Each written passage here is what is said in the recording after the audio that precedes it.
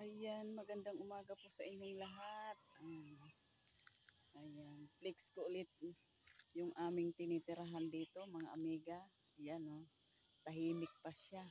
Gawa nung tulog pa yung aking mga apo-apo dito, mga tulog pa, tahimik siya. Ayan, happy Sunday to all.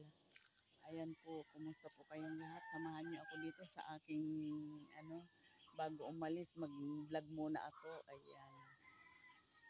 Yan po yung aming, tahimik pa ngayon kasi mga tulog pa yung mga bata at magkape muna po tayo. Andito ako sa labas. Ayan, hindi pa nga ako nakapagsuklay. Yan po, tahimik pagka umaga. Minsan maaga nagigising yung aking mga apo, yung mga bata dito. Ngayon wala, tahimik. Ayan sila, wala pa sila. Mamaya pa yung lalabas. Mga tulog pa. Maganda po dito pagka ganitong buwan, wala pa siyang maganda ang daan. Ayan, maganda ang daan, hindi putik. Pagka tag-ulan, ayan, mahirap dito. Nasanay na rin po kami dito, mga amiga.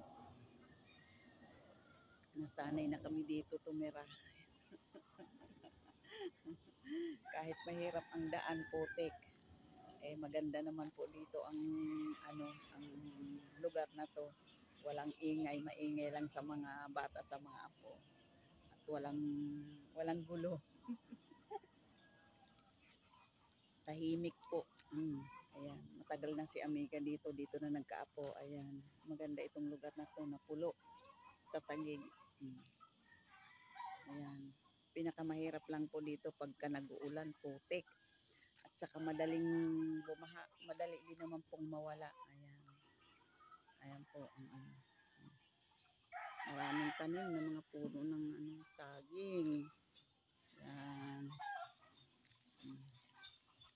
Ayan po, maraming salamat po sa inyo sa panunood ng aking video. Ayan. Iikot ko muna habang nagkakape. Pasok kasi si Amiga ngayon. Ayan. Yan ang daan namin, diretso hanggang doon. Ayan. Ayan po, maraming salamat po sa inyo.